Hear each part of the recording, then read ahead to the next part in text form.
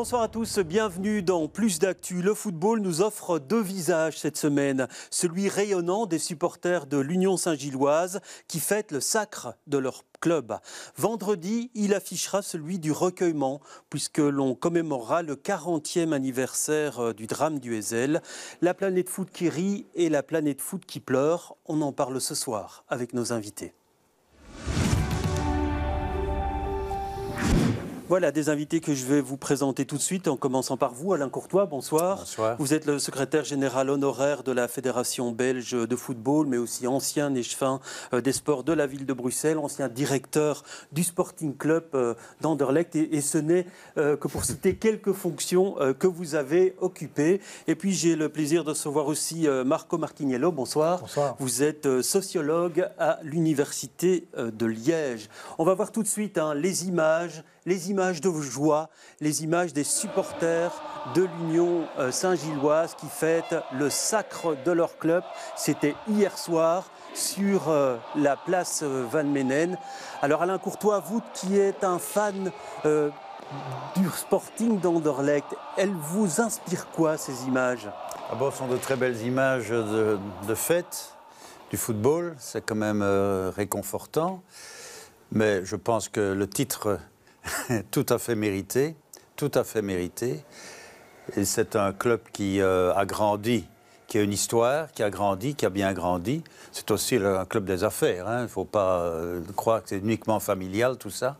Mais il a réussi à créer cette ambiance, justement, familiale, jeunesse, quiétude, sympathie. Et il y a un tout nouveau public qui s'est intéressé à l'Union, et ça, je trouve que c'est pas mal. Oui, on aura l'occasion d'en parler, mais un mot, par exemple, Patrick Decorte, que vous connaissez bien sur Facebook, il dit « En tant que mauve, j'ai mal, mais en tant que bruxellois, je vous tire mon bonnet, même s'il est mauve. Vivement le derby de l'année prochaine. » Vous avez mal en tant que mauve, vous Non, mais Patrick à la frite, hein, donc c'est normal tout ça. Mais non, pas du tout. Je trouve que c'est mérité. C'est un club qui a... Moi, j'aime bien les traditions, le patrimoine, l'histoire. Et l'Union a créé une histoire à Bruxelles du football. Et c'est bien qu'on y revienne. Et qu'est-ce qu'Anderlecht peut tirer comme leçon de ce sacre-là? Ils peuvent tirer la leçon qu'ils ont 10 ans de retard sur l'Union, à tout point de vue maintenant. Et qu'Anderlecht est peut-être trop axé sur une certaine communauté et pas assez sur Bruxelles. Anderlecht est d'abord un club bruxellois à l'origine. Et moi, je ne retrouve plus rien de bruxellois dans ce club. Plus rien de bruxellois. Et ça me fait plus mal qu'autre chose. Et 10 ans de retard, vous voulez dire quoi? 10 ans de retard au niveau, je dirais, de la structure. Ils ont raté le virage moderne, du football moderne, des grands clubs. Tout ça, c'est raté. Et ils vont avoir du travail devant eux, hein. Et il y a d'autres clubs en Belgique, historiques aussi, qui ont le même travail à faire. Mais pour Anderlecht, c'est quand même très difficile. Et j'insiste, on demande à Anderlecht de rester et de redevenir bruxellois. C'est bien entendu. Alors Marco Martiniello, vous êtes plutôt fan du Standard et vous êtes fan de Naples aussi. C'est toujours un plaisir de voir ces images de supporters en liesse. Oui, tout à fait. Et puis je suis très heureux pour l'Union Saint-Gilloise, pour les raisons que M. Courtois vient de dire, et aussi parce qu'il y a Poco et Miralas, qui sont deux standardmen. On aura gagné un petit quelque chose indirectement cette année. Alors on va entendre, si vous le voulez bien, tout de suite. Vous avez ici, c'est champion tous les 90 ans, tandis que vous, c'est encore tous les 25 ans. Et le Sporting, puis depuis 2017. Ouf, donc, le Sporting. Ouais. Il y aura encore du chemin à faire, là. Ouais. Alors on va tout de suite entendre, si vous le voulez bien, des témoignages de supporters hier soir, juste après la victoire. Vous allez le voir, ils ne cachent pas leur joie. Incroyable, franchement quel beau match, c'est super, c'est incroyable, c'est incroyable. On est champion! Ouais! Ça fait je sais pas combien de temps je suis né à ça, j'ai jamais vu ça, j'ai gagné un trophée! On est champion! Super content, ça y est, on l'a fait, c'est trop bien. On est heureux comme tout. Ben, c'est génial, on attendait ça depuis toujours, nous on l'a jamais connu, donc voilà.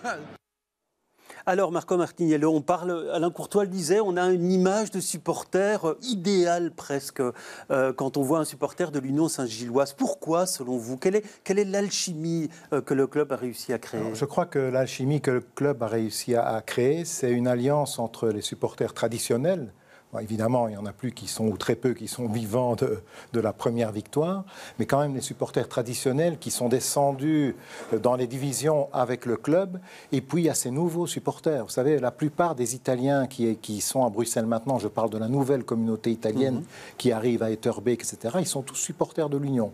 Et donc ils ont réussi à créer ce mélange autour quand même d'une identité locale très forte, une identité bruxelloise multiple. Ça, je crois que c'est un coup de maître qu'ils ont réussi à faire. Oui, on dit parfois supporters bobo par rapport aux supporters de l'Union Saint-Gilloise. Vous en pensez quoi, Alain Courtois? Manifestement, il y a une nouvelle génération de supporters. Ça fait bien, ça fait hip d'être supporter de l'Union. Mais il y a un côté familial qu'ils ont réussi à créer par rapport à d'autres clubs. D'ailleurs, les images ne trompent pas. Le père et le fils, la fille de 30 ans. Moi je me rappelle... Le premier match de mon gamin, quand il avait 4 ans, je lui ai envoyé au football, je l'ai amené à l'Union.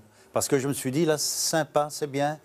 Et ils ont réussi à poursuivre cette dimension-là et donner au football un caractère un petit peu ouvert à tout le monde, à toutes les générations, à toutes les classes.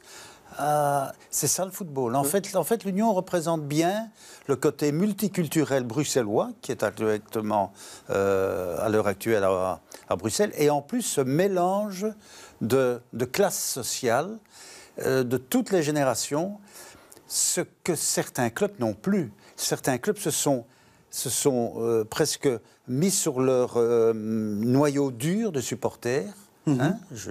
Citons Bruges, Anderlecht, Standard, les noyaux durs des clubs, et ils n'ont plus ouvert à d'autres générations et à d'autres tranches de la population, ce que l'Union a réussi à faire. Oui, alors c'est vrai qu'on peut parler, c'est une image qui tranche avec celle qu'on a vue il y a quelques jours, ces supporters brugeois qui s'en prennent à des habitants de Molenbeek, à des commerces, à des commerçants de Molenbeek. On a l'impression qu'on a deux visages totalement différents du supporter. Oui, je crois que pour ces énergumènes qui ont commis cette ratonnade à Molenbeek, puisqu'il faut utiliser les termes qui sont adéquats, ce ne sont pas des supporters, ce sont des hooligans. Je crois qu'il faut faire une différence quand même forte entre les hooligans et les supporters, et notamment même les supporters les plus engagés, les ultras, pour qui ce qui compte, c'est le club.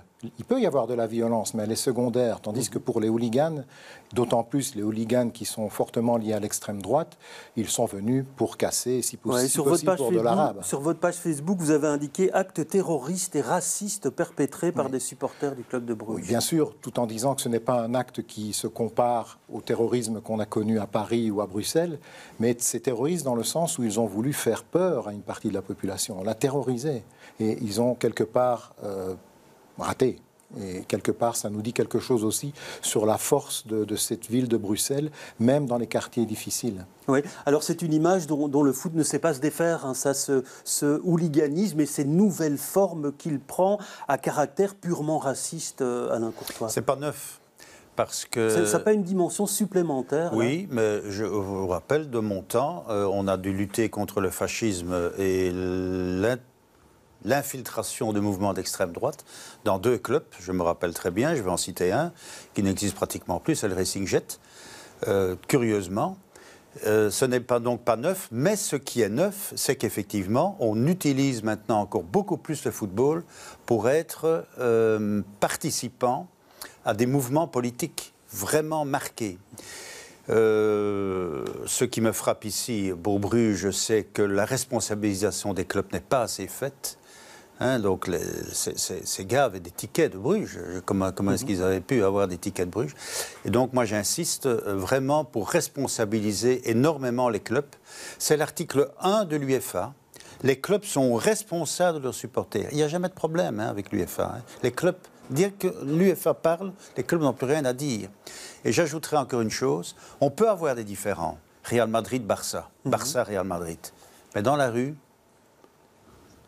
le problème se passe sur le terrain. Mais dans la rue, il n'y a rien. Donc je pense qu'il y a quand même quelques leçons à aller chercher dans les grands clubs. Oui, alors à propos de ces supporters et des réactions des différents supporters, on avait Jean-Michel De Waal, professeur de sciences politiques à l'ULB, sur le plateau de Bonjour Bruxelles aujourd'hui, et ils sont en train de mener une enquête avec différents journaux pour savoir quels sont les types de supporters selon les clubs. C'est une enquête dont on saura les résultats dans quelques temps. Et lui trouvait que finalement, hier, la situation était plutôt calme à l'Union Saint-Gilloise, qu'il n'y a pas eu une explosion de joie qu'on aurait pu attendre. Je vous propose de l'entendre. Je me souviens quand le Portugal a été champion d'Europe, il n'y avait pas moyen, barrière de Saint-Gilles ou au Parvis, de faire un pas. Il y avait des voitures, il y avait des klaxons. Là, c'était comme à l'Union, très gentillet, très sympa, très cool. C'est peut-être un nouveau supporterisme qui s'impose. Ouais. Vous savez, on dit les supporters du Standard, c'est des gauchistes, ceux de Bruges, c'est des fachos, ceux de l'Union, c'est des bobos. En fait, on n'en sait strictement rien et donc on a besoin d'une étude scientifique robuste et on saura sans doute mi-septembre dire quel est le supporter de l'Union, celui d'Anderlecht et celui du REDM. Pour les identités bruxelloises, je pense que cette enquête sera passionnante.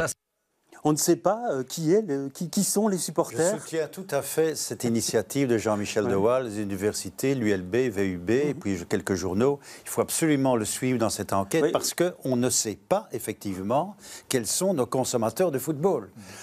C'est quand même un comble. Hein, si vous allez dans, je sais pas moi, dans le cinéma, on essaye de savoir quels sont les consommateurs du cinéma ou Coca-Cola, etc. Ici, dans le football, bon, on ne connaît finalement que ceux qui sont les extrêmes. Ceux qui, entre guillemets, emmerdent le bon déroulement d'un match de football. On doit savoir qui c'est.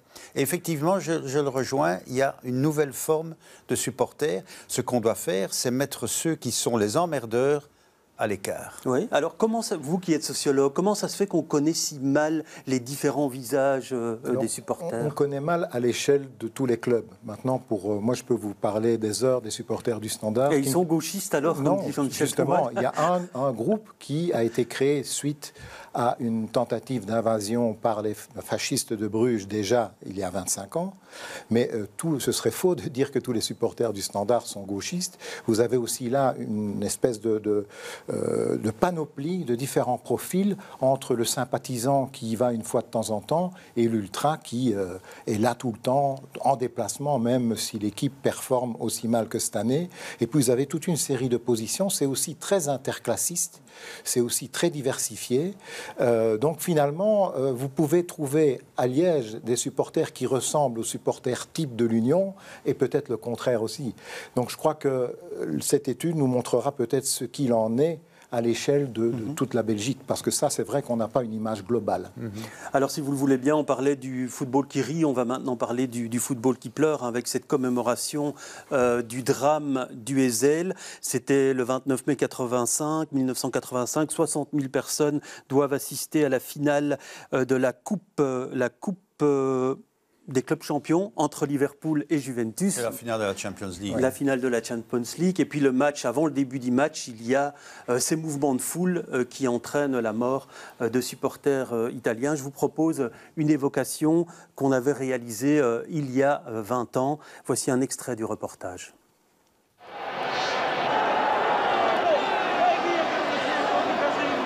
Avant le 29 mai 1985, personne n'aurait pu penser que la grande fête du football puisse se transformer en drame. On a vu ce soir-là en direct des images terribles qui ont marqué tous les esprits. 39 personnes ont perdu la vie au Heysel. Le match n'avait même pas encore commencé. C'était l'événement sportif de l'année et pour la Belgique, c'était quelque chose d'important. Mais on le sentait bien. Moi-même, j'étais avec un officier anglais toute la journée. J'ai voyagé aussi bien au Heysel que dans les rues du centre. Et on voyait bien que ces supporters étaient très excités.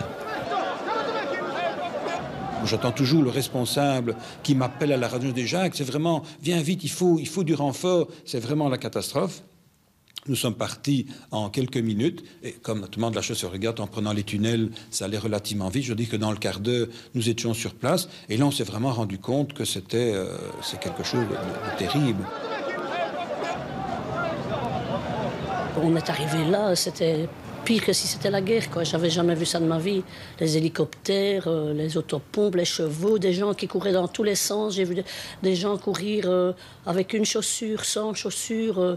C'est une panique terrible. Et moi, je savais pas du tout ce qui s'était passé.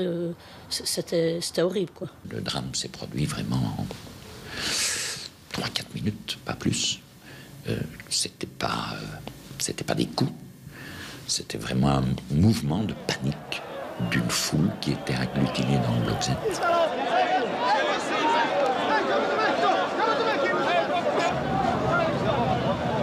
Et à un certain moment, on a dû prendre cette décision avec les autorités de dire qu'il faut le plus vite possible cacher tous ces cas. Je crois que la décision que le bourgmestre a prise de jouer le match est une bonne décision, parce que je ne vois vraiment pas comment on aurait pu évacuer près de 60 000 personnes qui étaient venues pour assister à un match, qui ne savaient pas qu'il y avait donc des morts. Je ne sais pas comment on aurait pu évacuer. Voilà, il y aura donc une nouvelle commémoration ce jeudi à 15h30 devant le stade Roi-Baudouin, puisqu'il a été rebaptisé. Marco Martinello, vous étiez dans le stade, vous étiez dans cette tribune Z. J'imagine que ces images-là que vous revoyez, vous y pensez régulièrement, elles sont marquées à jamais? Oui, oui, j'ai un souvenir très très clair de la séquence que moi j'ai vécue. Et donc ça n'a tenu qu'à la chance. Donc moi j'ai eu de la chance d'être propulsé vers la sortie. Et ce qui fait que je m'en suis sorti avec une veste déchirée et quelques coups sur la tête et sur l'épaule. Mais ça oui, reste un traumatisme pour le... Tout à fait. Donc depuis lors, moi j'ai des difficultés à être dans une foule debout. Être assis, ça va, mais lorsque je suis compressé, je n'aime pas, que ce soit dans le métro, dans un tram ou dans un stade. Et donc, depuis ce jour-là, je suis beaucoup plus prudent quand je suis où il y a beaucoup de gens. Et donc, oui, c'est un traumatisme qui est là et qui a quand même changé ma perception de la vie, puisque c'est la première fois, j'avais 24 ans, que je voyais des morts et que je me disais que j'aurais pu être parmi ceux-là. Donc pour un jeune homme ou une jeune femme, c'est quand même quelque chose de confrontant, même si moi, je répète, j'ai eu beaucoup de chance. Alors on a parlé, Alain Courtois, vous étiez aussi dans le stade, mais dans une autre tribune, donc c'est ce mouvement de foule qui provoque l'effondrement des grilles de séparation, du muret. On a parlé de sécurité défaillante, de personnes qui étaient entrées dans le stade, on ne comprend pas pourquoi. Est-ce qu'on a vraiment, c'est ce drame qui a permis de prendre toute une série de décisions pour améliorer la sécurité dans les stades? D'abord, ce drame est la suite d'un certain nombre de carences administratives, policières et politiques. Un seul exemple. On change de commandant de gendarmerie le lundi. Il faut savoir que juste avant ce match, le pape était en Belgique et que le pape quitte le cinquantenaire et le mercredi, il y a le match. Et le commandant de gendarmerie qui devait normalement servir le mercredi dit, bon, c'est un autre qui prend le relais. Un simple exemple. Faute de la fédération aussi, on mélange les tickets, peu importe. Judiciaire, on n'a pas à ce moment-là le principe de l'arrestation administrative. Ce que dit le commissaire Van Reus, elle est tout à fait exact. Tout le monde a vu sur la Grand Place des gens complètement ivres déjà à 14 heures. Entre-temps, on a, pour l'Euro 2000 par exemple, dont j'ai eu la charge, on avait l'arrestation administrative. On a opéré cela avec les hooligans anglais. Donc, il y a eu un climat sur ce match, mais qui a évidemment amené des leçons au niveau de la sécurité. Mais je me rends compte qu'on est 40 ans plus tard et qu'il y a encore des hooligans qui circulent dans les rues, même avec des tickets. Oui, ça veut dire qu'il faut durcir, puisqu'on parle maintenant de durcissement à nouveau de la loi football. Vous pensez qu'il faut durcir les règles, même si aujourd'hui il y a ces arrestations administratives, il y a des interdictions de stade, etc., etc. Moi, je vais même plus loin. Je dis qu'on doit responsabiliser les clubs. Ce sont d'abord les supporters de clubs. Les clubs disent toujours on n'est pas responsable de nos supporters. Mais ils sont responsables de leurs supporters. C'est eux qui gèrent les supporters. C'est eux qui gèrent les tickets. C'est eux qui savent qui arrive et qui n'arrive pas. Et donc, les clubs doivent d'abord être responsabilisés en numéro 1. Et donc, la responsabilisation, ça veut dire une partie de la sécurité doit être assurée par les clubs. Et le paiement de cette sécurité par les clubs. Ouais, alors vous qui êtes supporter, comment voyez-vous aujourd'hui tous ces faits qui continuent à se produire autour du football? Non, moi, je crois que la loi football durcie ne va pas nécessairement résoudre tous les problèmes, mais elle risque de déplacer les problèmes.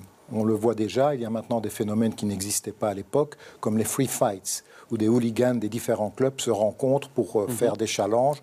Vous allez dire, ils se battent entre eux, ça ne gêne personne, mais quand même, je trouve que c'est assez particulier. Il y a toute la violence sur Internet qui est liée à la violence physique. Donc il faut aussi prendre en compte cet aspect-là. Et moi, je suis d'accord avec M. Courtois, les clubs doivent être beaucoup plus responsabilisés. Il ne s'agit pas de faire une campagne de temps en temps contre le racisme ou contre la violence. Il faut agir. Et je pense que aussi, il y a même dans la loi actuelle qui pourrait être mieux appliquée, il y a des failles. Je suis allé voir le Standard à Westerlo, dans la tribune de Westerlo. Donc je me suis inscrit sur le site de Westerlo comme supporter de Westerlo et je suis allé là. Si j'étais quelqu'un de mal intentionné, j'aurais pu créer des problèmes. Ce n'est quand même pas possible d'en arriver à un fonctionnement comme celui-là. Alors on va voir maintenant, si vous le voulez bien, des témoignages de personnes qui, comme vous, étaient présentes dans le stade ce jour-là. On les avait rencontrés également à l'occasion du 20e anniversaire et à cette occasion-là, on était rentrés avec eux dans le stade. Vous allez le voir à l'époque. L'émotion était palpable. Nous avons demandé à Salvatore et à Lupo et à Giuseppe de nous accompagner à l'intérieur du stade et de nous raconter. L'émotion est intense, les plaies encore à vif. Ça, c'était ce qui était anciennement appelé la tribune, la fameuse tribune Z. C'est là où on a perdu beaucoup de nos amis, nos concitadins. Quel effet ça vous fait de revenir ici? J'ai mon cœur qui est fermé, ça c'est sûr et certain. Revenir après autant de temps, ça... et revoir peut-être là où on est en train de marcher maintenant, qu'à cette époque-là, il y avait, ici à nos pieds, il y avait tout plein de cadavres. J'avais à peine 10 ans et donc c'est mon père qui avait décidé de prendre des billets et de m'amener à cette finale. Il m'avait dit de ne pas aller à l'école, c'était un mercredi, je m'en souviendrai toute ma vie. Il m'a porté dans les rues de Bruxelles vers 9h du matin et là on voyait déjà les premiers Anglais méchés. Un mec de 40 ans essayer d'arracher le drapeau que j'avais dans la voiture. Mon père, voyant ça, m'a dit on va pas aller au stade, il va se passer quelque chose. Et sans le faire exprès, il nous a peut-être sauvé la vie. Je me trouvais à 3 mètres pratiquement de ce qui était la barrière qu'il y avait à l'époque. Je me suis retrouvé par terre, un peu comme beaucoup de monde, parce que je n'étais pas maître de mes mouvements. On me transportait à gauche, à droite. Bon, donc tout ce que je sais qu'à un certain moment, je me suis retrouvé par terre. Et j'ai eu vraiment la force de me soulever en quelques secondes. Parce que quand j'ai vu déjà qu'il y avait des gens qui marchaient sur moi, j'ai dit bon, ou tu te lèves directement ou c'est fini. Giuseppe s'en est sorti miraculeusement. Salvatore, arrivé en retard, n'est jamais entré dans le stade, mais il n'a pas oublié. C'est tout ce qui m'est resté du ticket. Je vous dis, je suis arrivé à l'entrée et je suis ressorti donc directement. J'ai pas vu le match, j'ai juste vu le ticket. Et voilà. Désormais, il y aura plus qu'un ticket ou une écharpe pour ne pas oublier. Alors, Marco Martiniello, la communauté italienne, elle reste marquée. Il y aura une commémoration ce jeudi. C'est encore très présent aujourd'hui? C'est très présent surtout à Turin. C'est moins présent dans le sud. Je pense qu'aujourd'hui, vendredi, à Naples, il y aura peu de sympathie pour cet événement-là. Il y a 40 ans, on fête le 4e titre de Naples. Pour la communauté italienne en Belgique, je pense que qu'on soit ou pas supporter de la Juve, c'était quand même une institution qui représentait une certaine réussite italienne. Donc c'était important pour tous les descendants d'immigrés italiens. Et je crois qu'ici, quand même, il y a beaucoup de gens qui ont été fortement marqués et qui le restent. Et je pense que nous avons un devoir de mémoire et de transmettre cela pour que plus jamais des catastrophes comme ça ne se passent ni dans un stade de football, ni ailleurs, si possible. Donc c'est important de l'expliquer aux jeunes. Oui, alors il reste très peu de temps, Alain Courtois, dans un stade aujourd'hui, un événement comme celui d'il y a 40 ans, ce drame ne pourrait plus se reproduire dans un stade, vous pensez? Il y a des choses qui ont changé, puisque maintenant il y a un commandement unique. Ici, il y a un problème entre gendarmerie et police, qui intervient, qui n'intervient pas, etc. Il y a eu des améliorations. Maintenant, vous parlez du stade.